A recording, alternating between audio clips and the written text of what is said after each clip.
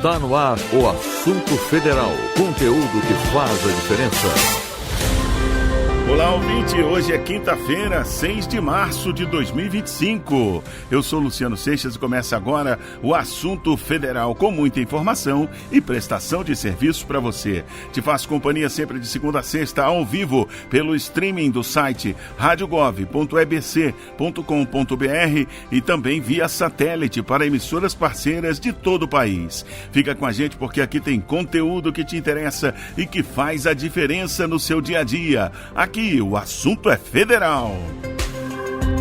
Com os trabalhos técnicos do José Alves e a produção da equipe da Rádio Gov, da Empresa Brasil de Comunicação, EBC, a gente começa agora com o nosso Giro de Notícias. É hora do Giro de Notícias. E a gente abre essa edição com um comunicado importante. Cerca de 6 milhões de famílias precisam atualizar os dados no Cadastro Único até fevereiro de 2026. Quem explica pra gente é Dilson Santa Fé. O governo federal iniciou a ação de qualificação cadastral 2025, convocando 6,4 milhões de famílias para atualizarem dados no Cadastro Único até fevereiro de 2026. A medida busca garantir que benefícios sociais sejam concedidos corretamente. Os avisos vão ser enviados por meio dos aplicativos do Cadastro Único, Bolsa Família e Caixa Tem, além de mensagens nos extratos de pagamento. Quem receber a notificação deve procurar o Centro de Referência de Assistência Social, CRAS, ou a Gestão Municipal do Cadastro Único para realizar a atualização.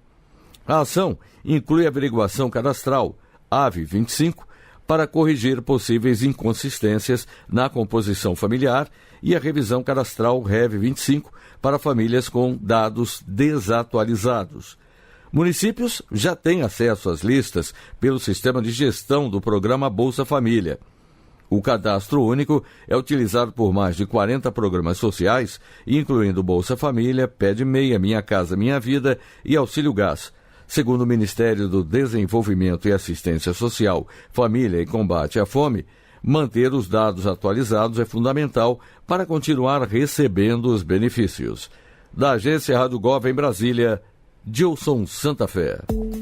E agora atenção, aposentados e pensionistas do INSS. Começou hoje o pagamento antecipado de benefícios. Ao todo, mais de 15 milhões de pessoas devem receber os valores ainda hoje. José Carlos Andrade conta quem faz parte desse primeiro grupo. O Instituto Nacional do Seguro Social, INSS, começa a pagar a antecipação da folha de fevereiro nesta quinta-feira, dia 6. Os beneficiários com cartões finais 3, 4, 8 e 9 vão ser os primeiros da fila de pagamento. Ao todo, mais de 15 milhões de pessoas entre aposentados, pensionistas e beneficiários de auxílios pagos pelo INSS vão receber os valores ainda hoje. As pessoas com cartões de finais 5 e 0 vão receber o crédito em conta amanhã, na sexta-feira, dia 7. Para conferir o final do benefício, basta olhar no cartão o número que vem antes do dígito verificador. Por meio do site ou do aplicativo Meu INSS, as pessoas podem conferir os valores a serem creditados. Os beneficiários também podem ligar para o número 135 e solicitar as informações. O INSS informa que não houve tempo hábil para gerar uma nova folha de pagamento com as datas alteradas de 10, 11 e 12 para 6 e 7 de março. No entanto, o Instituto assegura que os valores vão ser creditados nas contas dos beneficiários nos 2 dias anunciados, hoje e amanhã. Da Agência Rádio Gov em Brasília, José Carlos Andrade. E ainda hoje você acompanha aqui no Assunto Federal uma entrevista com o ministro da Previdência, Carlos Lupe, sobre a antecipação dos pagamentos do INSS. Ele também traz um alerta para beneficiários não caírem em fake news. Não perca! O governo federal lançou um plano para retirar o Brasil do mapa da fome até 2026. O plano também tem ações previstas para o triênio de 2025 a 2027. Lademir Filipim. O governo federal publicou nesta quarta-feira, dia 5, o terceiro Plano Nacional de Segurança Alimentar e Nutricional, o PLAN-SAN 2025-2027.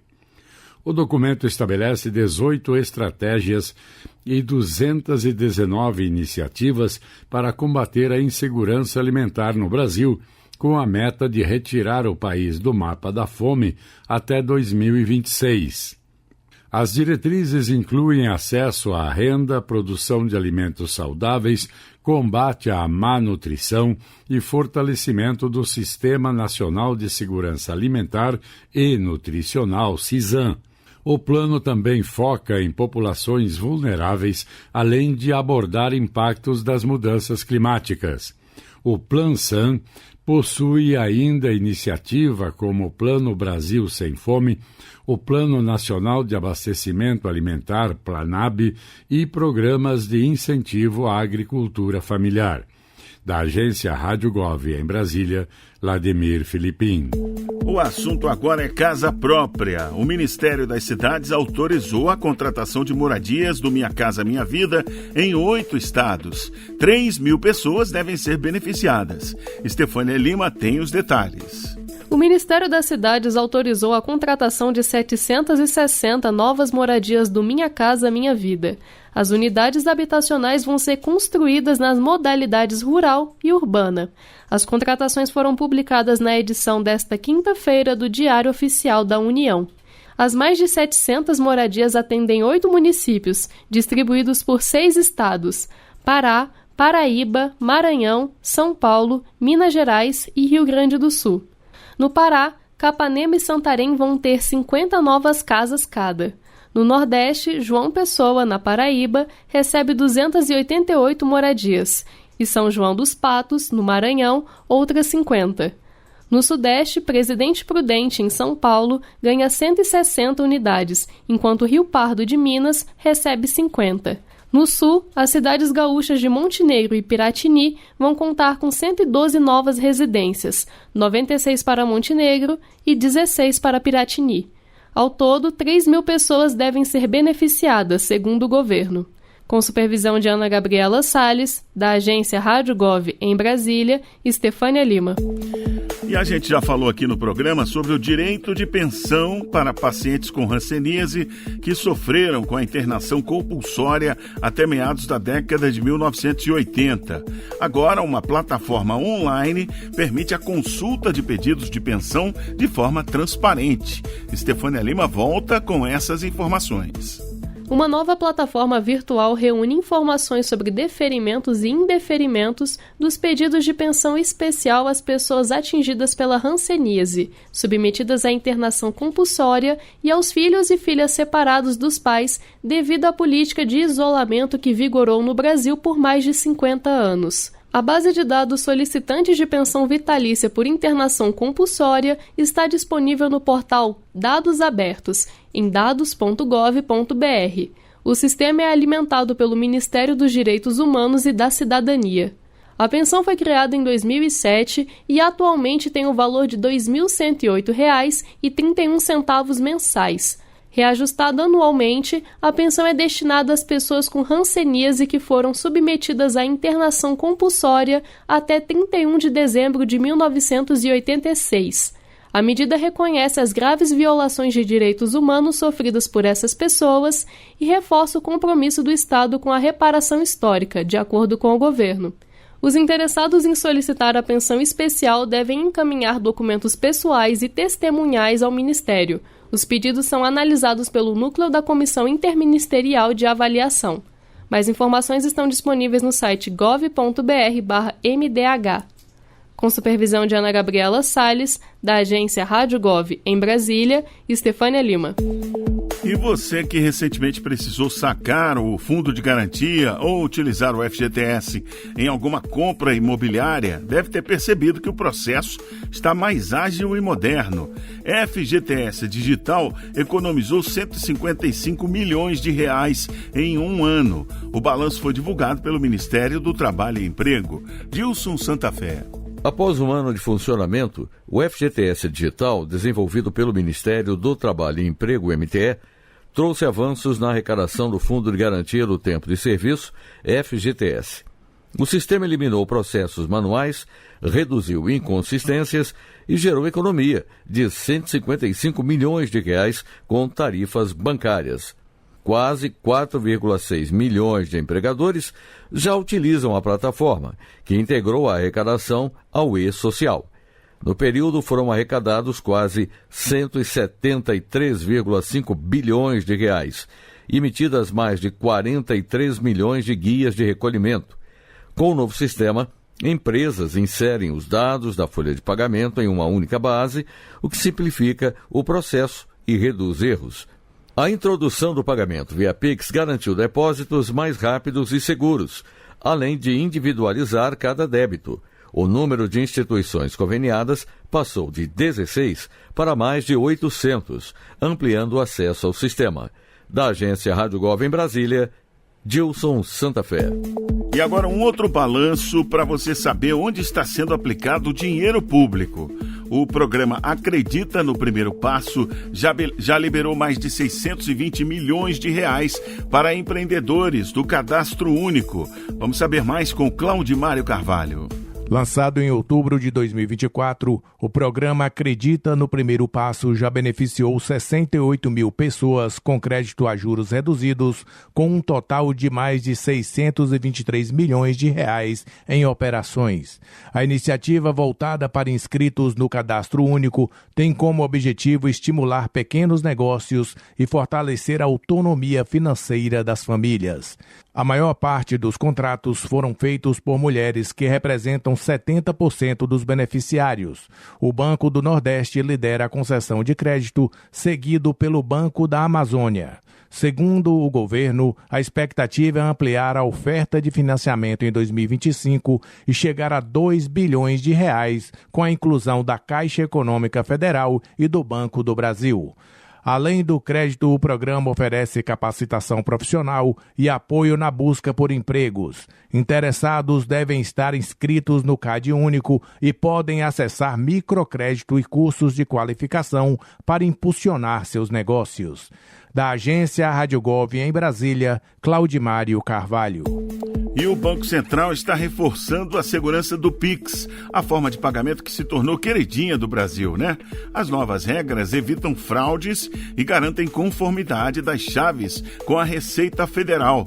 Claudimário Carvalho volta com essa notícia pra gente. O Banco Central anunciou mudanças no regulamento do Pix para aumentar a segurança do sistema. As instituições financeiras agora devem garantir que os nomes das chaves Pix correspondam aos registrados no CPF e CNPJ da Receita Federal. Caso a situação cadastral esteja irregular, a chave será excluída. O BC também proibiu a alteração de dados em chaves aleatórias e a reivindicação de posse de chaves vinculadas a e-mails. Apenas chaves do tipo celular poderão ser transferidas para novos usuários. Outra novidade é a liberação da devolução de valores em dispositivos não cadastrados para corrigir uma limitação anterior. As medidas não alteram o uso do Pix para os clientes, mas aumentam a segurança e dificultam fraudes. O Banco Central monitora as instituições para garantir o cumprimento das novas regras. Da agência Rádio Gov em Brasília, Claudimário Carvalho. E agora a educação. A gente sempre fala de educação aqui com o Comunica BR, né? De como o governo chega nas cidades, das pessoas que estão nos ouvindo. E tem a ver com isso aqui. O FNDE repassou mais de 3 bilhões de reais do Fundeb para a educação básica. Lucília Araújo tem os detalhes. O Fundo Nacional de Desenvolvimento da Educação, o FNDE, autarquia vinculada ao Ministério da Educação, liberou 3 bilhões e 100 milhões de reais do Fundo de Manutenção e Desenvolvimento da Educação Básica e da Valorização dos Profissionais da Educação, o Fundeb, para estados, Distrito Federal e municípios. A ação garante investimentos na educação básica pública. Os repasses federais seguem um cronograma conforme portaria e vão ser creditados pagados de forma mensal até janeiro de 2026. A complementação da União para este ano está estimada em 56 bilhões e 500 milhões de reais. De acordo com o governo federal, os recursos podem ser utilizados para transporte escolar, infraestrutura, material didático e remuneração dos profissionais da educação, conforme a Lei de Diretrizes e Bases da Educação. Para consultar o extrato da distribuição dos recursos do Fundeb, acesse demonstrativos.eps.bb.com.br. Da Agência Rádio Gov em Brasília, Lucília Araújo. E seguimos falando de educação. O governo federal instituiu o Pacto Nacional pela Recomposição das Aprendizagens. O pacto é um conjunto de práticas pedagógicas e de gestão educacional para garantir os direitos de aprendizagem e de desenvolvimento dos estudantes. Vamos saber mais aqui no Boletim MEC.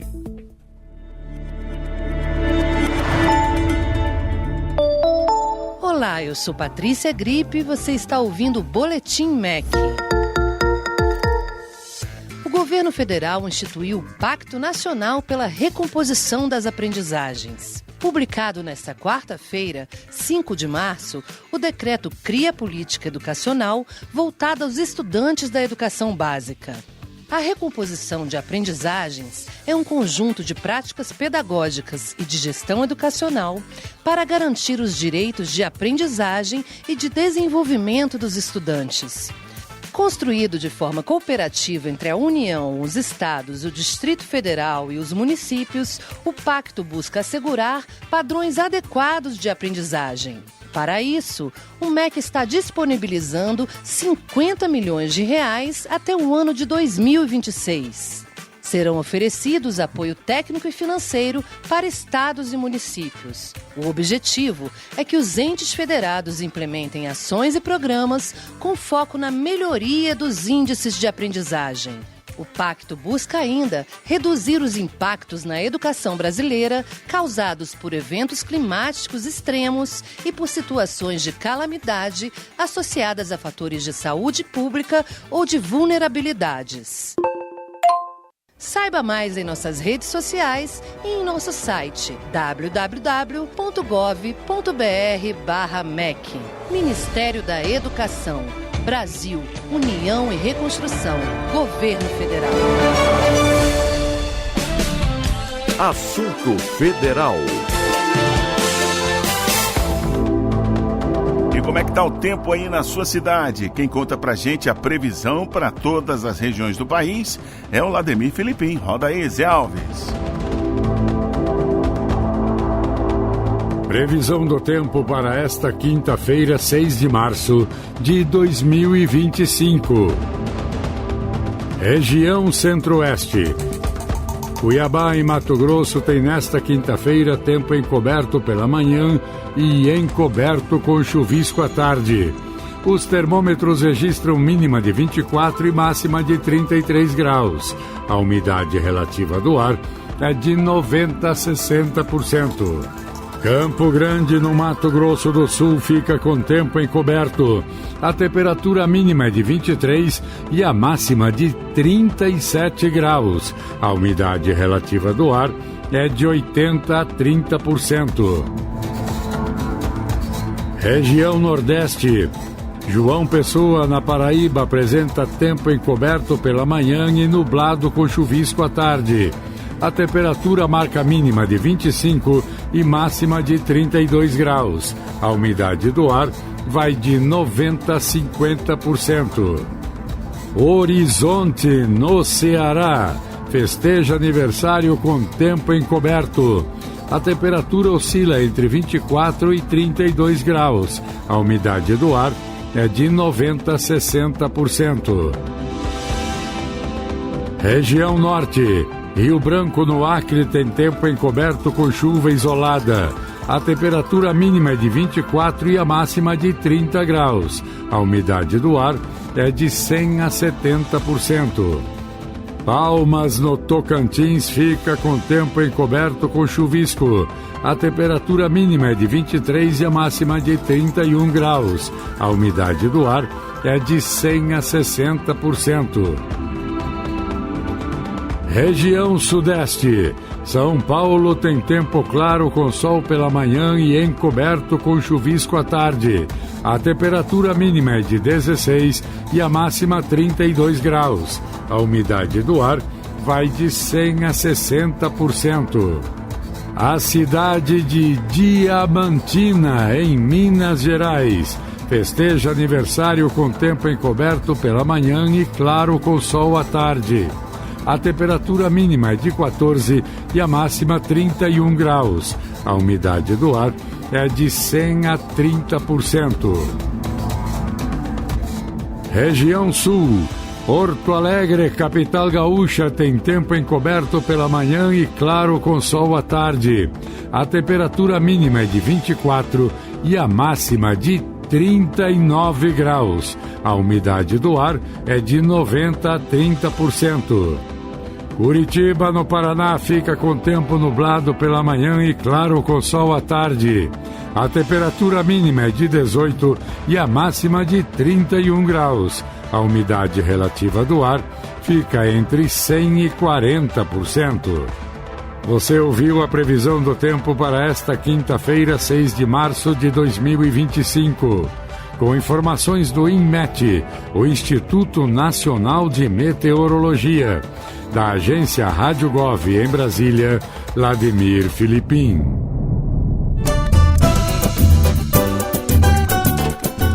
Aproveito para mandar aquele abraço para todos os moradores das cidades que a gente ouviu aí, que fazem aniversário hoje. Parabéns para Horizonte, no Ceará, e Diamantina, em Minas Gerais, que completam mais um ano hoje. Horizonte, no Ceará, é a única cidade do Nordeste a integrar a Associação Internacional de Cidades Educadoras. Que beleza, hein? Parabéns aí ao pessoal de Horizonte.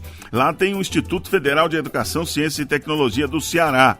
135 estudantes estão matriculados em cursos de nível técnico e 70 estão em cursos de nível superior lá nesse Instituto Federal, né? É o governo federal presente na educação do município. Lá tem PNAE, que é o Programa Nacional de Alimentação Escolar, beneficiando 13.700 crianças e adolescentes em 48 escolas que receberam direitinho os recursos reajustados em 2024. 53 escolas receberam recursos do programa Dinheiro Direto na Escola.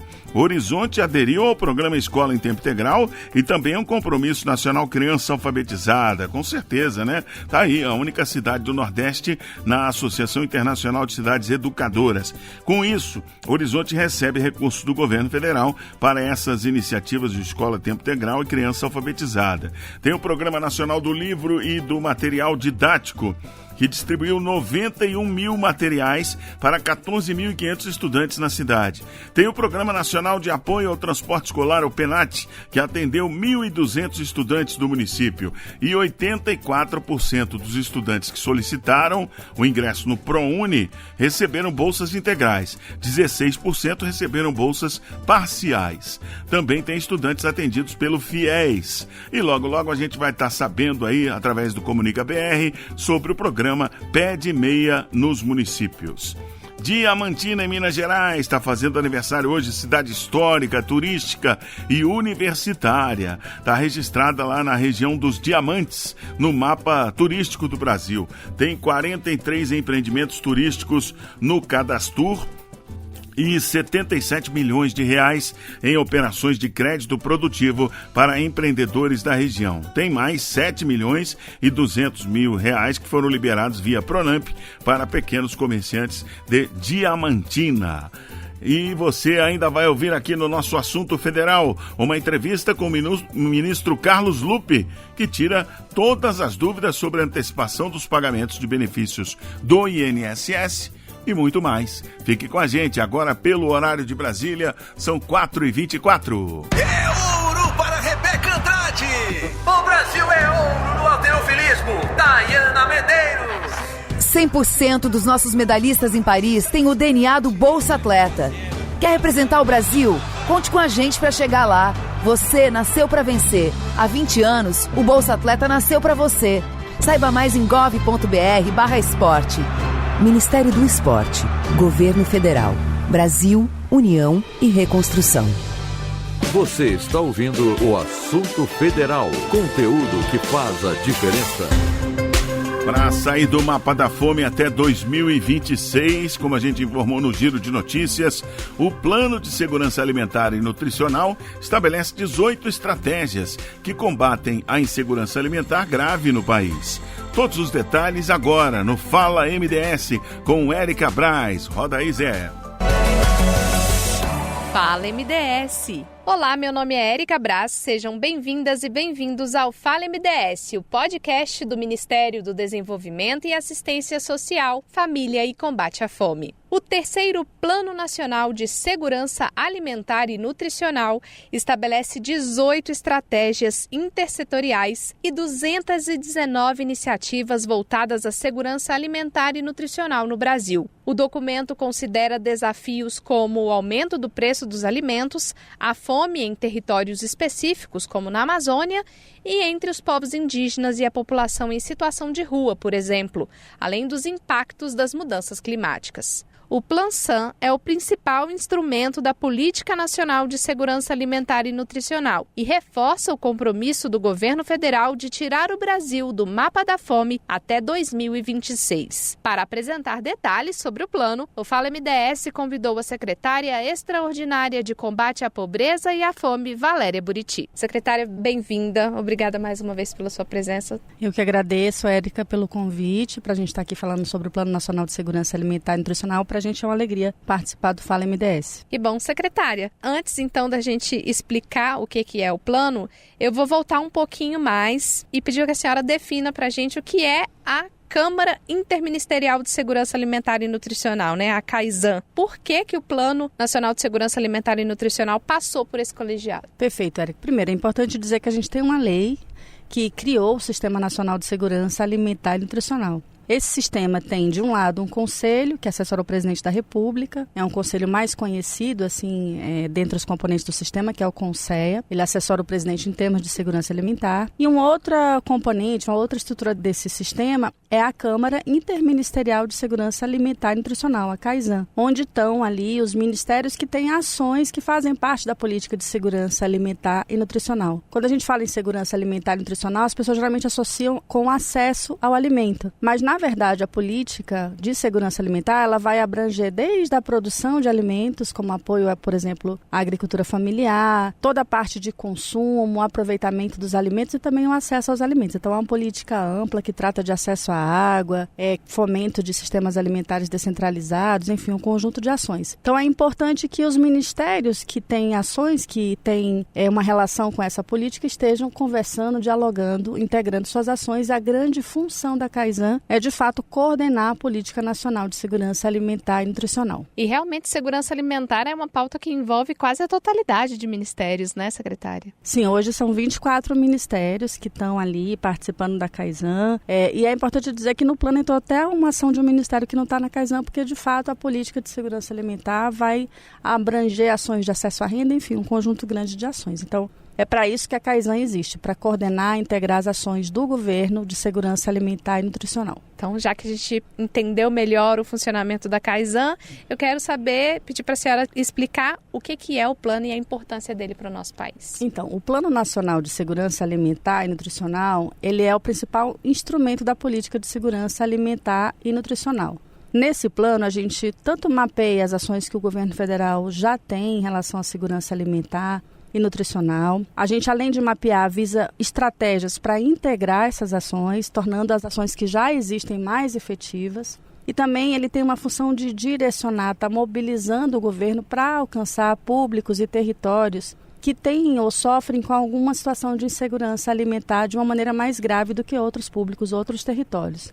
Foi por isso, por exemplo, que nesse plano a gente criou uma estratégia intersetorial para a gente conseguir ver as ações do governo federal que hoje são destinadas à Amazônia e tentar integrar essas ações, aproveitar e deixar que essas ações sejam mais efetivas para conseguir atingir seu objetivo, que é promover segurança alimentar e nutricional. Secretária, e como que esse plano dialoga com os outros planos de combate à insegurança alimentar no Brasil, como, por exemplo, o Plano Brasil Sem Fome, o Plano Nacional de Abastecimento Alimentar, né? o Plano Nacional de Agroecologia e Produção Orgânica, o Plano Safra na agricultura familiar e outras estratégias. Eles dialogam? Sim, dialogam. A gente olhou para esses planos e de cada plano desse a gente vê quais são as ações mais afins que têm um diálogo maior com a segurança alimentar e nutricional. Alguns desses planos é o que a gente chama de estratégia intersetorial. São planos que já existem, mas a gente olha, tira dali as ações que têm mais afinidade com segurança alimentar e passa a olhar para aquelas ações, integrar aquelas ações e monitorar aquelas ações mais de perto, né? O plano também é um instrumento para a gente monitorar e divulgar as ações de governo federal. Então, tem muitas estratégias que esses planos estão ali contidos como estratégias no plano de segurança alimentar. E a gente tem estratégias novas, né? Uma das estratégias novas é essa que eu falei de segurança alimentar e nutricional na Amazônia, mas também a gente criou uma estratégia de segurança alimentar e nutricional para povos e comunidades tradicionais, para povos indígenas, no sentido de mapear as ações do governo e ver que readequação elas precisam para atingir melhor e garantir o direito à alimentação desses públicos. Secretária, e os principais desafios, assim, as diretrizes estratégicas que o plano busca superar, né? Especialmente, como a senhora acabou de comentar, nas regiões amazônicas, aliás, na região amazônica e entre os povos indígenas. Esse plano, ele já parte de um resultado. Algumas ações desse plano, na verdade, elas já estão acontecendo, né? A gente tirou aí, por exemplo, com o Brasil Sem Fome, que é uma das estratégias desse plano, mais de 20 milhões de pessoas da situação de fome. A gente reconhece que houve o aumento de renda, do rendimento médio da população.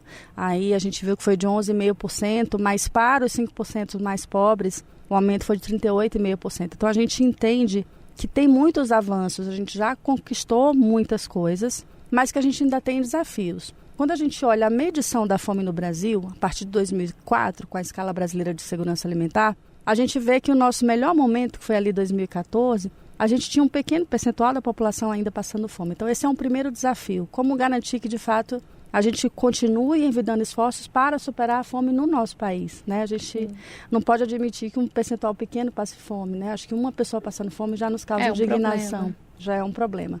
Então, acho que esse é um primeiro desafio. A gente continuar avançando, envidar esforços para a gente conseguir superar a fome e alcançar esses territórios que sofrem com mais força a situação da fome. Quando a gente olha os indicadores ali da região norte, por exemplo, eles são maiores, tanto no rural como no urbano. Quando a gente olha alguns grupos como população de rua, a gente sabe que a situação de fome está ali presente. Então, esse é um desafio, né? O outro desafio é a gente garantir, tudo bem, aumentamos o rendimento das pessoas, mas a gente está vendo que o custo de vida, ele pressiona a renda das famílias. Então, a gente tem que estar atento a esse desafio para garantir que nossas políticas públicas sejam efetivas e que as pessoas possam ali viver com dignidade. Um outro desafio que a gente tem é as mudanças climáticas, né? O pessoal já não fala mais em crise, diz que é um novo regime climático. Então, como garantir segurança alimentar em eventos, por exemplo, extremos? Como garantir que a produção de alimentos não piore a situação climática? Como garantir que o consumo de alimentos não piore a situação climática? Então, é importante a gente também considerar esse novo regime climático que a gente está vivendo e como que a produção e consumo de alimentos no Brasil conseguem se dar de forma sustentável, né? E eu acho que um outro desafio é garantir que no território esse conjunto de políticas que a gente tem, que a gente faz com participação social aqui no governo federal, mas que no território eles sejam efetivos e estejam integrados. Então, o desafio que a gente tem é também a gente consolidar nosso sistema de segurança alimentar e nutricional. A gente já tem o SUS, que é muito conhecido da população brasileira, o SUAS, que é o Sistema de Assistência Social, mas a gente também entende como um desafio continuar avançando na consolidação do CISAM.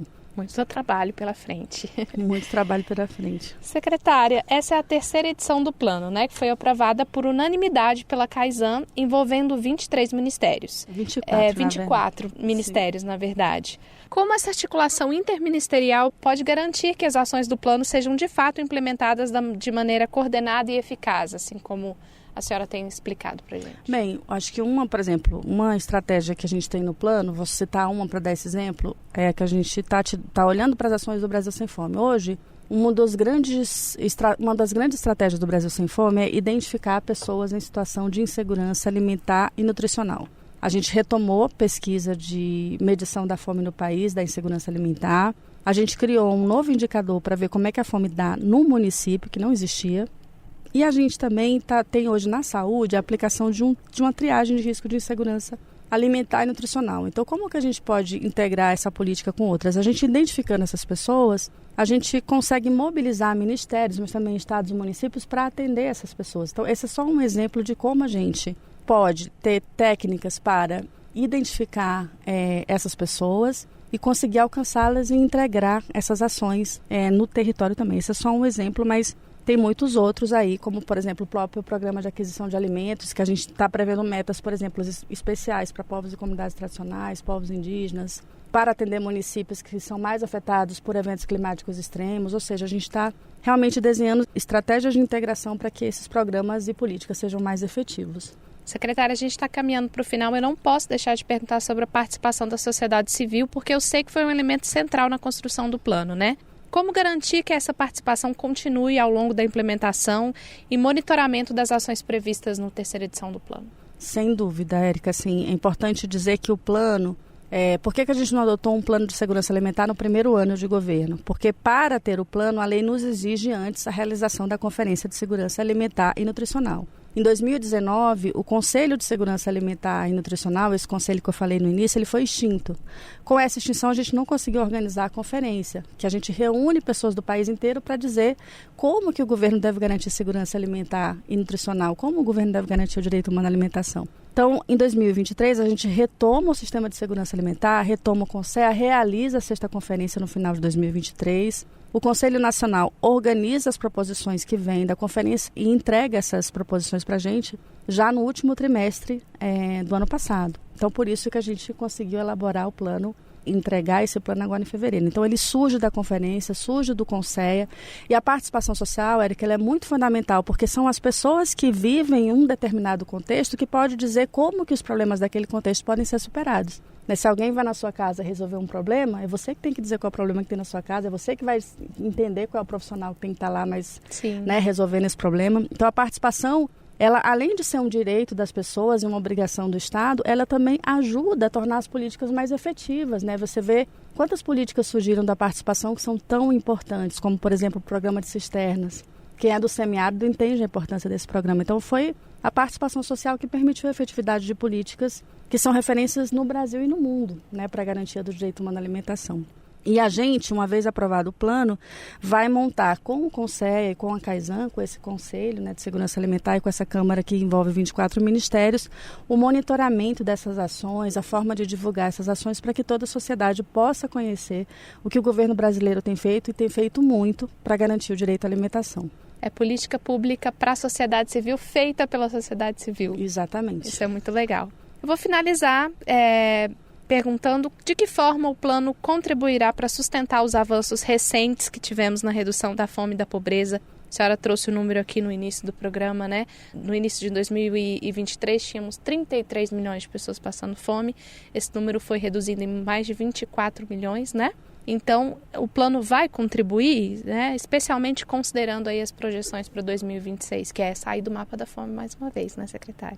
Sim, com certeza vai contribuir por essas razões que eu já expliquei, né? Primeiro, a gente mapeou essas ações, pensamos em estratégia para integrar essas ações e a gente também vai estar mobilizando estados e municípios para se inspirarem nesse plano.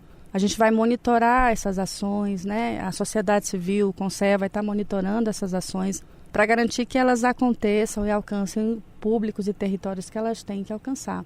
E quando a gente direciona a política pública para os territórios, para os grupos que mais devem ser atendidos por essa política, a gente também garante um elemento de efetividade a essas ações, né? Porque chega, alcança em que tem que alcançar. Não é à toa, Érica, que além de diminuir a fome, a gente também reduziu desigualdade. Quando a gente olha os resultados da fome, a gente vê quais foram os domicílios que a fome diminuiu mais. Foram os domicílios chefiados por mulheres, por pessoas negras, domicílios da região norte, domicílios da região nordeste, ou seja, grupos e territórios muito afetados pela fome. Então, eles ainda são os grupos que mais sofrem com insegurança alimentar, mas o salto que eles deram na melhoria de acesso à alimentação foi maior também.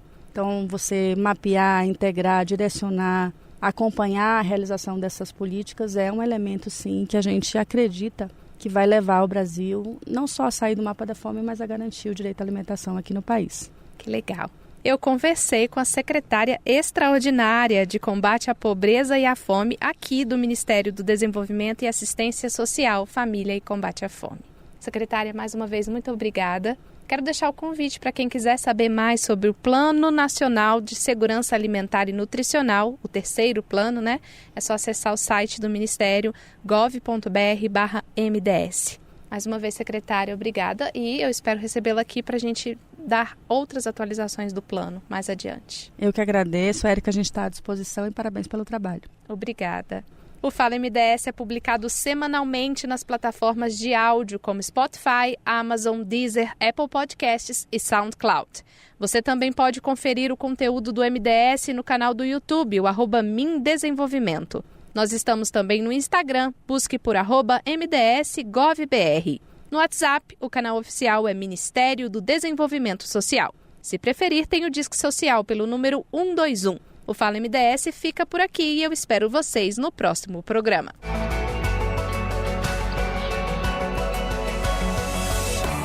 Fala MDS. Assunto Federal. Olá, aqui é Fernanda Machiavelli, secretária executiva do MDA, e tenho uma notícia muito importante para vocês. O governo federal vai implementar o programa de transferência de renda rural para agricultores e agricultoras familiares de Minas Gerais e Espírito Santo atingidos pelo rompimento da barragem do Fundão. O programa é resultado do novo acordo da Bacia do Rio Doce e vai ajudar as famílias com suas atividades produtivas no campo. Serão 4 anos de recebimento do benefício.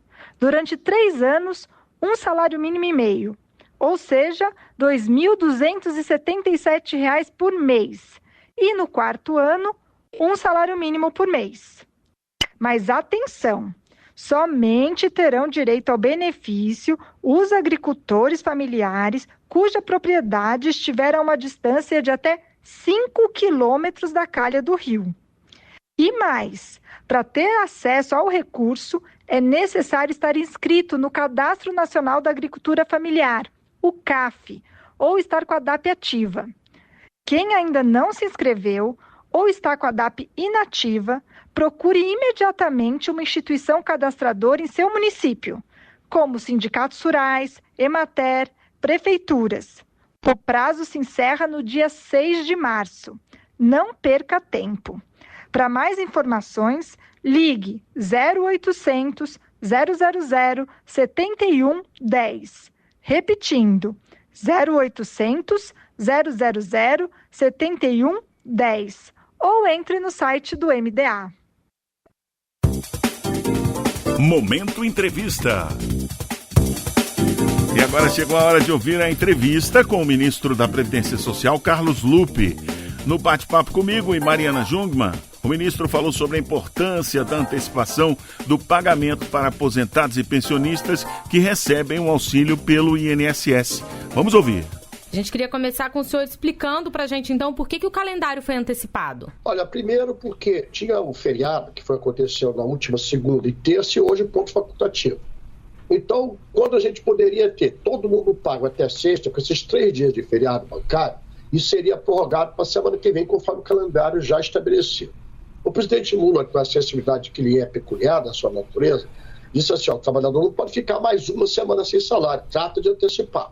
Nós fizemos uma conversa com o sistema financeiro, Banco do Brasil, Caixa Econômica, a Fazenda nos ajudou muito, e antecipamos todos os pagamentos, vão terminar entre quinta, amanhã, dia 6, e sábado, dia 7.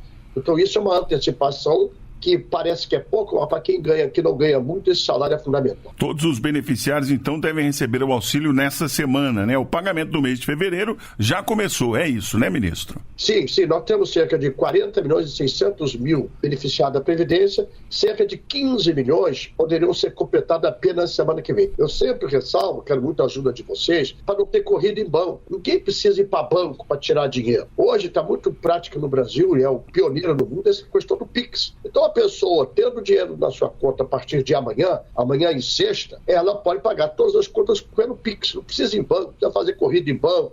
Sempre é trabalhoso, sempre pode encontrar alguma fila. Então, o ideal é usar o Pix para pagar suas contas. Agora, como o senhor falou, né, ministro? Para quem ganha um salário, 2 salários mínimos, faz muita diferença essa antecipação, né? As pessoas já chegam no fim do mês ali esperando o dinheirinho cair. E aí, não precisa ir no banco, mas provavelmente as pessoas vão querer consultar o saldo para saber se já entrou, se vai entrar na cesta. Como é que elas podem consultar esse saldo? Olha, quase que 85% do nosso beneficiário da Previdência tem a plataforma Meu INSS. Quando não tem a plataforma Meu INSS, a plataforma do próprio banco que ele tem a conta fornece essas informações pelo celular. Hoje isso é muito habitual, todo mundo usa o celular para fazer transferência, para ver saldo, para pagar através do Pix. Então, eu sempre peço, evite ir a banco. Menos riscos que tem, né? Você sabe que quando você vai sacar dinheiro, sempre tem algum esperto que pode cometer algum delito ali e te roubar teu dinheiro. Então, evite ir banco, né? Veja a consulta através do seu celular. Então, com certeza, o dinheiro vai estar na conta para você poder usar. Ministro, essa antecipação é boa para o cidadão e também libera mais dinheiro para a economia do país, não é isso? Claro, Luciano, são cerca de 59 bilhões e 510 milhões de reais que vão estar nas contas do nosso aposentado pensionista, cerca de 15 milhões e 200 mil entre amanhã e sexta-feira. Aqueles outros, total de 40 milhões, né, são 35 milhões, 31 milhões mais ou menos que já tinham recebido, e agora esses 15 milhões que vão receber entre quinta e sexta-feira. Isso é fundamental porque alimenta a economia, as pessoas conseguem pagar suas contas, conseguem ter um alíviozinho no seu final de mês aí, comecinho de mês de março. Ministro, vamos falar um pouquinho de fila, que é uma coisa que também preocupa muito quando a gente fala em INSS, né? O Instituto está preparando aí uma força-tarefa como mais uma iniciativa para reduzir o tempo de espera das pessoas por perícia médica. Como é que vai funcionar essa estratégia?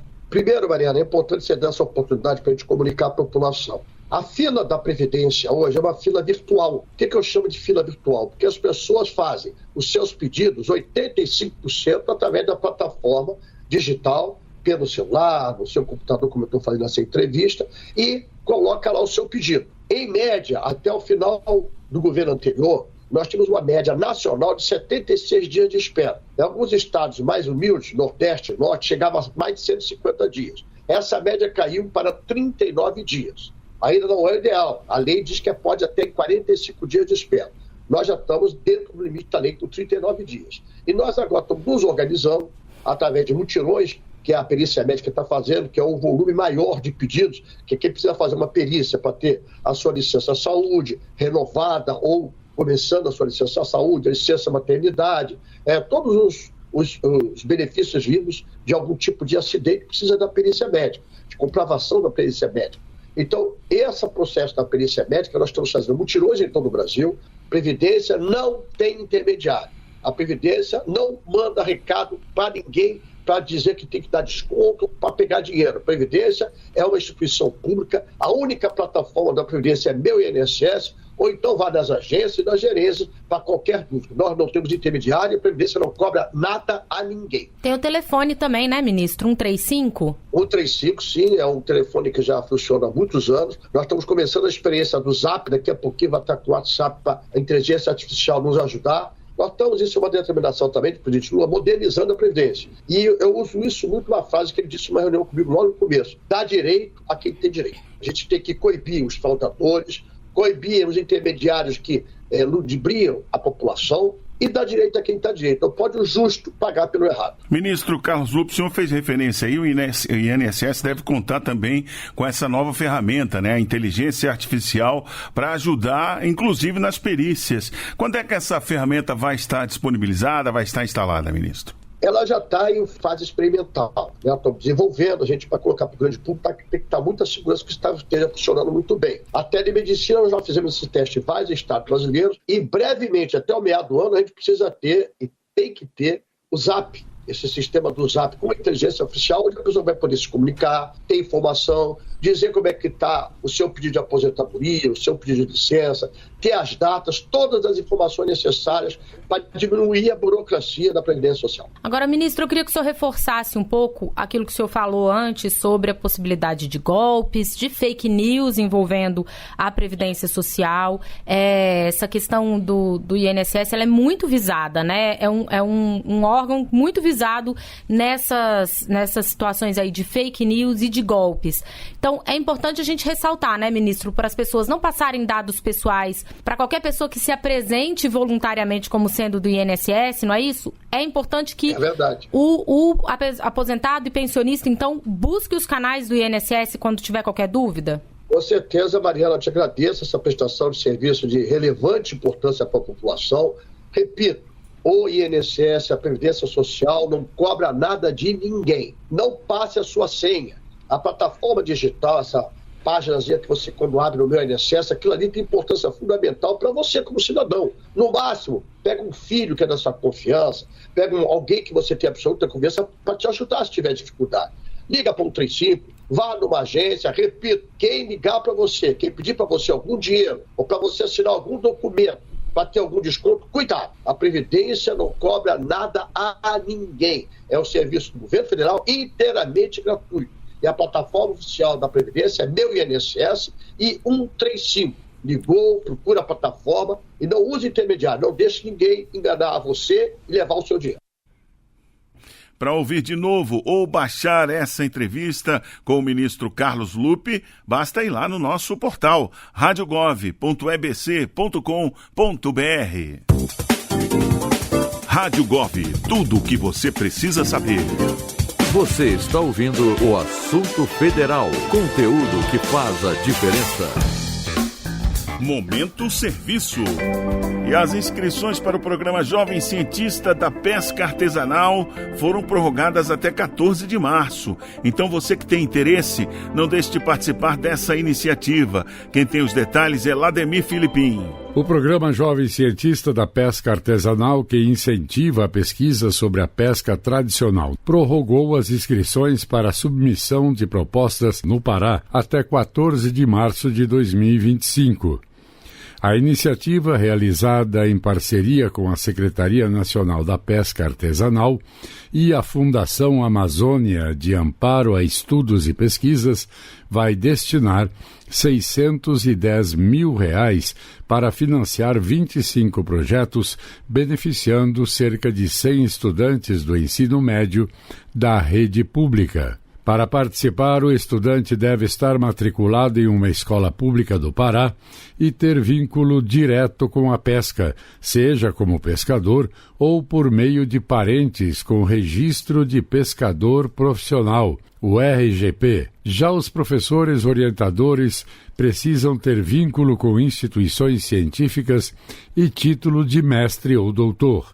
De acordo com o Ministério da Pesca e Aquicultura, além de fomentar a pesquisa e fortalecer as comunidades pesqueiras, o programa busca reduzir a evasão escolar e valorizar a identidade cultural dos jovens pescadores. A iniciativa faz parte do programa Povos da Pesca Artesanal e engloba temas como segurança alimentar, turismo comunitário e justiça climática. Interessados podem acessar o edital completo no site oficial do Ministério gov.br/MPA, da agência Rádio Gov em Brasília, Lademir Filipim. Olha, achei super curioso, fui pesquisar sobre essa questão aí do programa Jovem Cientista da Pesca Artesanal, que possibilita que a juventude pesqueira realize pesquisas sobre temáticas relacionadas exatamente à pesca. Então, também suas comunidades, os territórios, projetos aí de Bolsa de Iniciação Científica Júnior. O Lademir falou aí do Pará, mas tem também no Maranhão, tem também no Pernambuco, eu vi. Para ser proponente, o professor deve ser pesquisador com vínculo efetivo em instituições de ciência, tecnologia e inovação, né? Sem fins lucrativos, possui o título de mestre ou doutor, e o aluno bolsista precisa estar matriculado no ensino médio em escola pública, e ele precisa ser ou ele mesmo pescador, ou, como disse o Lademir, ter aquela parentalidade, né? O pai, a mãe, alguém da família de verdade ser pescador com o registro de pescador profissional. Além de contribuir para a revisão ou redução da evasão escolar, o Prêmio Jovem Cientista da Pesca Artesanal valoriza a busca pela identidade social e a preservação da cultura das comunidades pesqueiras. Isso aqui eu achei interessante, né? Que é a ligação da ciência com os hábitos, os costumes costumes daquela sociedade. Tem gente que não quer se ver como pescador, tem vergonha, mas o projeto acabou mostrando que, além de ser um trabalho digno e honesto, claro, é um trabalho importante, sim, ainda mais agora em época de preservação da natureza, tudo isso de muita ecologia, né? De acordo com a coordenadora de territórios pesqueiros do Ministério da Pesca e Aquicultura, Suana Medeiros Silva, o programa promove aí esse diálogo entre os conhecimentos científicos e tradicionais, e aí incentiva a inovação e o debate de diversas possibilidades, né, para que as comunidades se desenvolvam. E, é claro, isso permite que os jovens aprofundem os seus conhecimentos junto à escola e também às suas comunidades. Eu achei isso muito interessante. Programa Jovem Cientista da Pesca Artesanal. Inscrições prorrogadas aí no Pará até 14 de março. E atenção, professor, agora esse conteúdo aqui é para você. Vem aí a aplicação da primeira edição da Prova Nacional Docente. Serão avaliadas 17 áreas com questões gerais e específicas. José Carlos Andrade conta pra gente. A aplicação da Prova Nacional Docente, PND, vai acontecer no segundo semestre de 2025. Na primeira edição, 17 áreas do conhecimento vão ser avaliadas. A PND é aplicada pelo Ministério da Educação, MEC. O exame está programado para ocorrer anualmente e vai ser voltado para os licenciados e os concluintes dos cursos de licenciatura. As redes públicas de ensino podem optar por utilizar os resultados como mecanismo único ou complementar de seleção. Para realizar a adesão, as secretarias de educação devem acessar o Sistema Integrado de Monitoramento, Execução e Controle, SIMEC. O prazo para as adesões vai até o dia 17 de abril de 2025. Para mais informações, acesse o site gov.br/MEC. Da agência Rádio Gov em Brasília, José Carlos Andrade. E você está em busca de um lugar no mercado de trabalho? Então ouve só essa oportunidade. A Marinha abriu concursos para vários níveis de escolaridade. Quem conta pra gente é Lucília Araújo. A Marinha do Brasil abriu concursos para ingresso no Corpo de Fuzileiros Navais em diferentes níveis de escolaridade. O concurso de admissão ao curso de formação de soldados fuzileiros navais é a porta de entrada mais procurada. As inscrições deste ano já estão abertas e foram prorrogadas até 28 de março. Voltado para brasileiros entre 18 e menos de 22 anos, os candidatos devem ter concluído ou estar no último ano do ensino médio. O curso ocorre sob regime de internato e requer dedicação exclusiva. Também é condição necessária a inscrição não estar casado, não ter constituído união estável, bem como não ter filhos ou dependentes. Já para nível superior, há vagas no quadro complementar de oficiais do Corpo de Fuzileiros Navais. Os cursos ministrados na Escola Naval destinam-se à formação de oficiais para o Corpo da Armada, de fuzileiros navais e de intendentes de marinha. Para ingressar, o candidato deve ter concluído ou está em fase de conclusão do curso superior relativo à profissão e está registrado no órgão fiscalizador da área para a qual concorre até a data da matrícula no curso.